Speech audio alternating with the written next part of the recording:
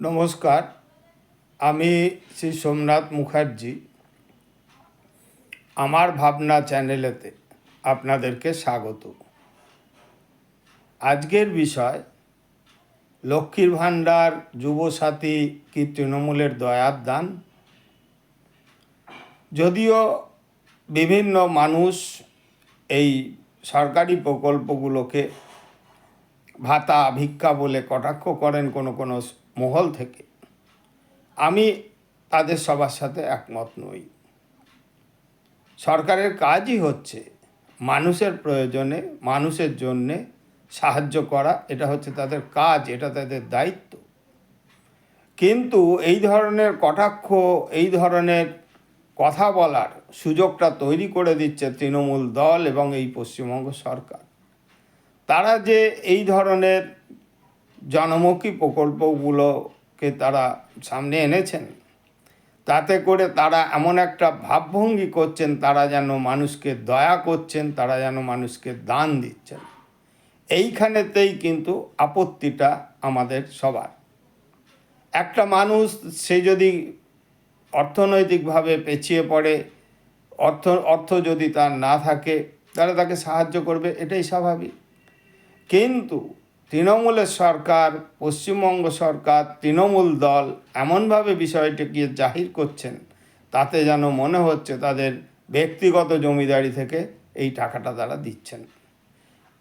আমি যারা লক্ষ্মীর ভাণ্ডার পান বা যারা যুবসাথী পাবেন, ১,৫০০ টাকা করে তারা পাবেন বা পাচ্ছেন, মানে দৈনিক ৫০ টাকা করে তারা হাত খরচ পাবেন।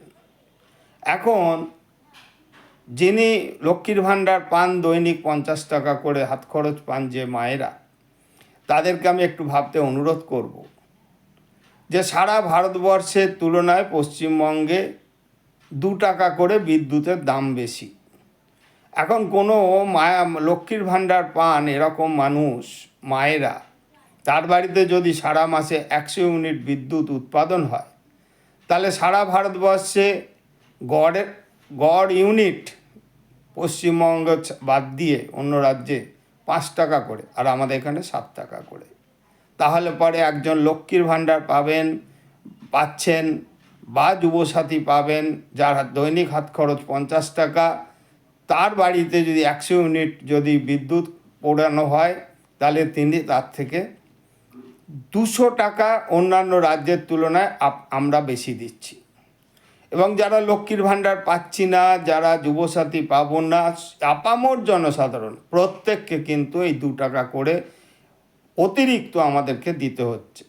তো যদি তৃণমূলের পক্ষ থেকে লক্ষ্মীর ভাণ্ডার যিনি পাচ্ছেন তার কাছে যদি এসে কেউ বলে আমরা দিচ্ছি, তাহলে তাকে ঘুরিয়ে প্রশ্ন করা দরকার, বাবু অন্য রাজ্যের তুলনায় আমার রাজ্যে তাহলে তুমি আমার বাড়ি থেকে পার ইউনিট ২ টাকা করে বেশি নিচ্ছ, তাহলে ২০০ টাকা, আমার ১০০ ইউনিট পুড়েছে, ২০০ টাকা তো তুমি আমার বাড়ি থেকে তুলে নিচ্ছ, তার মানে ১৫০০ টাকা দিচ্ছ, ২০০ টাকা আমার থেকে কেটে নিচ্ছ, তাহলে আমার হাতে তো থাকছে ১৩০০ টাকা, তাহলে তুমি ১৫০০ টাকা দিচ্ছ কেন? এই প্রশ্নটা করার খুব দরকার বলে আমি মনে করি। দ্বিতীয়ত, সারা ভারতবর্ষের তুলনায় পশ্চিমবঙ্গের ডিজেল এবং পেট্রোলের দাম বেশি ১ টাকা করে। কেন না? এইখানেতে এইসব ধরনের জনমুখী প্রকল্প এইসব করার নাম করে পশ্চিমবঙ্গ সরকার প্রতি লিটার ডিজেল পেট্রোলের ওপরে ১ টাকা করে তারা ট্যাক্স বসিয়েছেন। যিনি লক্ষ্মীর ভাণ্ডার পাচ্ছেন, যিনি লক্ষ্মীর ভাণ্ডার পাচ্ছেন না, যিনি পশ্চিমবঙ্গ এই যুবসাথী পাচ্ছেন, যুবসাথী পাবেন না, সবাইকে বলছি, সবার কাছ থেকে কিন্তু প্রতি লিটার ১ টাকা করে প্রতিদিন কয়েকশো লিটার তেল বিক্রি হয়, তাহলে কয়েকশো কোটি টাকা করে কিন্তু প্রতিদিন রাজ্য সরকার আমাদের থেকে তুলে নিচ্ছে, ঘুরিয়ে সেই টাকাটা বিভিন্ন সাথী প্রকল্পে ব্যয় করছে, করে বলছে যে আমরা দিচ্ছি। তো তোমরা যদি দাও, স্বাভাবিকভাবে আমরা যারা টাকা দিচ্ছি তোমাকে খরচা করার জন্যে, সেই সরকারকে আমার তো ঘুরিয়ে প্রশ্ন করার অধিকার আছে যে তোমাকে সরকারের তত্ত্বাবধান করতে দিচ্ছি টাকা খরচ করার জন্যে, তোমাকে কে অধিকার দিয়েছে যার প্রয়োজন নেই তাকেও এই টাকার অনুদান দেওয়ার? এ প্রশ্ন করার অধিকার তো আমার আছে। দেখবেন লক্ষ্মীর ভাণ্ডার বলুন, যুবসাথী বলুন, বা অন্যান্য সাথী প্রকল্পগুলো, খেলা মেলা উৎসব চলছে সারা বছর ধরে। তো এগুলোর কি কোনো প্রয়োজন আছে? তেলা মাথায় তেল দেওয়ার কি দরকার আছে? যে মানুষটার দরকার তাকে নিশ্চয়ই দাও, সেখানে ১৫০০-এর জায়গায় ৫০০০ দাও, কোনো আপত্তি নেই। কিন্তু তুমি তোমার জমিদারি ভেবে আমার ট্যাক্সের টাকা নিয়ে যথেচ্ছ খরচা করবে, এই জায়গাটাতেই কিন্তু আমার আপত্তি আছে। যদি প্রকৃত যুব কল্যাণের জন্যে, প্রকৃত নারী কল্যাণের জন্যে, তাদের কর্মসংস্থানমুখী কোনো প্রকল্পের জন্যে যদি আরও ট্যাক্স দিতে হয়, পশ্চিমবঙ্গের রাজ্যের মানুষ ট্যাক্স দিতে প্রস্তুত।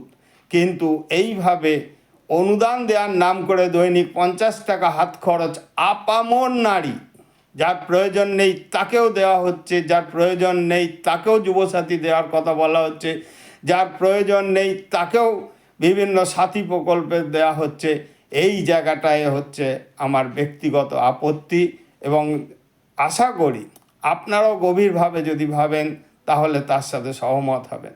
দ্বিতীয়ত, দৈনিক ৫০ টাকা মা এবং বেকার যুবকদেরকে হাত খরচ দেওয়ার বিনিময় আজকে তৃণমূল বলা শুরু করছে আমরা লক্ষ্মীর ভাণ্ডার দিচ্ছি, মানে দৈনিক ৫০ টাকা হাত খরচ দিচ্ছি বলে তুমি আমাকে ভোট দাও।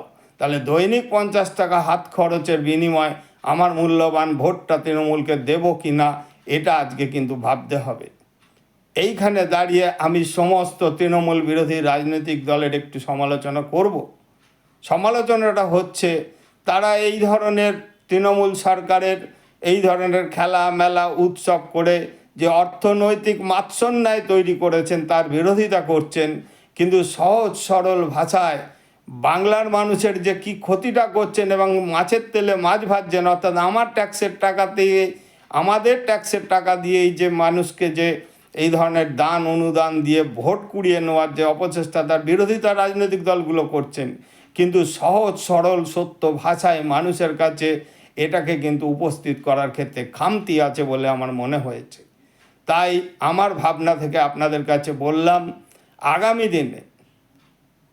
আগামী দিনে বাংলার মায়েরা স্বনির্ভর হতে চান কি না, আগামী দিনে বাংলার যুবক স্বনির্ভর হতে চান নাকি এই ৫০ টাকা হাত খরচে সন্তুষ্ট থাকবেন, সেটা আগামী দিনে আপনাদেরকেই ঠিক করতে হবে।